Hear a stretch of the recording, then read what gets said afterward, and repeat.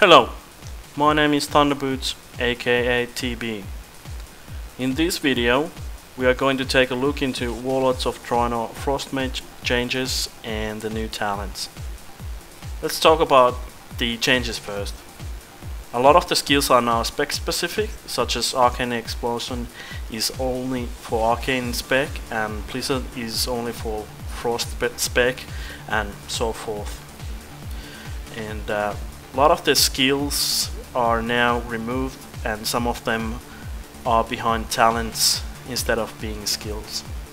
For example, mirror images and alter time are now talents instead of skills. Another change is that you don't have Living Bomb or Nether Tempest anymore. And even the Frost Bomb has been changed. Instead of being a dot, it's a debuff now. How it works is, when you put this on a target, it will increase the damage done by your Fingers of Frost procs. So you want to use this only when you have 2 Fingers of Frost procs on your Icelands, or when you have Frozen Orb up. Next change is Icy Veins. Instead of giving haste, now it gives 45% multi-strike chance. And also, Deep Freeze has been changed. Now the stun can be broken by damage, which is clear nerf. And Mage Armors has been changed into passives. Frost Armor still has the same slowing effect, and now it gives 8% increased multi-strike chance. And now that Living Bomb and so on has been removed, your Brain Freeze procs will come from your Frost Bolts. And Mage Armors has been changed into passives. Frost Armor still has the same slowing effect, and now it gives 8% increased multi-strike chance. And now that Living Bomb and so on has been removed, your Brain Freeze procs will come from your Frost Bolts. And those are the biggest changes to your skills. And let's go into the stat priorities. Now we will have a new main stat, which is multi-strike. And I'm gonna put into the screen the right order. But first is obviously still intellect, second will be multi-strike, third one is haste, critical strike and versatility, and the worst is mastery. Obviously it will help, but it's not as good as the rest.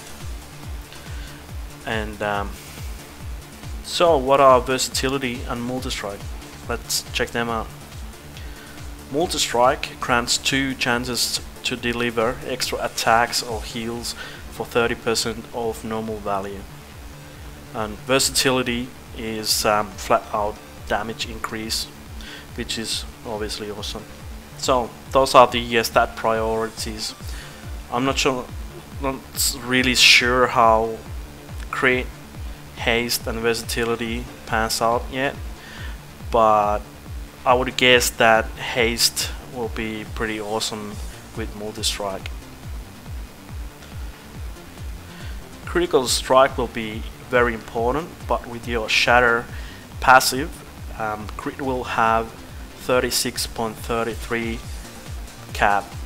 Anything above that is just waste. With +5 crit from raid buffs, that is 31.33 cap. So keep that in mind. But that's enough about the stats. Let's dive into the talents next. Alright, so first here there's Evanesce, which is 3 seconds damage immunity basically, and it will replace your ice block. Then we have Blazing Speed, which is exactly what it was, and Ice Flows. This is basically what it was before. This is a little damage increase, but overall either Blazing Speed or Evanesce is the best. For raiders, I would recommend Evanes. Blazing speed might be something that you wanna have while leveling. And next here, the level 30, you have all the time. It's been changed into a talent. Now it alters the fabric of time, returning you to current location and health when cast a second time or after 10 seconds. Effect negated by long distance or death. So this means that it doesn't have that damage aspect what it used to have, and I think that's a bummer. I'm not really convinced about this one. If you are a really high-end raider and you really want to min-max, this might be talent for you, but other than that, I wouldn't probably take it. Next one is Flame Glow. The good old Flame Glow, that is pretty much useless. The one that I would go for is Ice Barrier. It's still pretty awesome, easiest to use, and yeah, mitigating damage. That's always awesome. And the level 45 tier. This is pretty much PvP tier. Frostjaw, Ice Ward, they are pretty much useless in PvE. Ring of Frost can be used in some occasions, maybe challenge modes and whatnot, so that's something I would go for. And next up is level 60 tier. You have Greater Invisibility, Cauterize and Cold Snap. They still work pretty much the same way they used to work. Cold Snap is situational and less good. You pretty much have choice between Cauterize and Greater Invisibility. If you are not so skilled player, so to speak, then probably I would go with the passive skill Cauterize. But again, if you want to min-max and do well in the raids and stuff, you want to go for Greater Invisibility. It's a lot better. Next up is level 75 tier, where there are Frost Bomb, Unstable Magic and Ice Nova. Ice Nova causes a whirl of ice wind around the target enemy or ally, dealing blah blah blah frost damage to all enemies within 8 yards and freezing for 2 seconds. A primary enemy target will take 100% increased damage, max 2 charges, and replaces Frost Nova. So that doesn't sound interesting at all. Unstable Magic. Arcane Blast, Fireball, Frost Fireball and Frostbolt have 20% chance to explode on impact, dealing an additional 50% damage to the target and to all other enemies within 8 yards. This is pretty good, but what I've heard and read, Frostbomb is still the best for single target and whatnot. But once again, if you're a more casual player and you want to take it a little bit easier, having one less skill, then just go with the Unstable Magic passive and just rock the cast bar. And let's proceed to the next tier, which is level 90. Here we have the Mirror Images, which I already mentioned that it's a talent. Rune of Power, the good old stationary turret skill, which sucks. Incontinence Flow. Magical energy flows through you while in combat, building up to 20% increased damage and then diminishing down to 4% increased damage, cycling every 10 seconds. Alright, Rune of Power is pretty alright still. I just don't like standing and being a friggin' turret. Apparently Mirror Images are doing the best single target damage out of these skills, so that's what I'm going for. Yeah, what I've heard, it's pretty kick-ass, and so far it's been working out for me pretty good in the beta. And the last, level 100 tier. Here we have Thermal Void. Casting Ice Lance extends your ice events by 2 seconds. And that doesn't really sound all that good. Prismatic Crystal. Conjures a prismatic crystal at target location, which is attackable by only the mage, and takes 10% additional damage.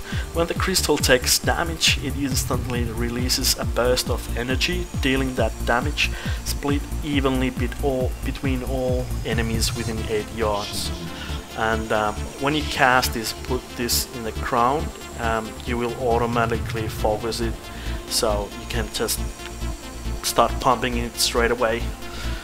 There's no problem targeting it, so it's pretty good. Comet Storm calls down a series of 7 icy comets on and around the target, each of which does 1657 frost damage, split between all enemies within 4 yards of its impact point. So it doesn't really do AoE damage, it just splits the damage between the targets. So out of these 3, I think Prismatic Crystal is the clear winner. So there you have the talents, and I hope that this will help you in the pre-patch and while leveling to level 100.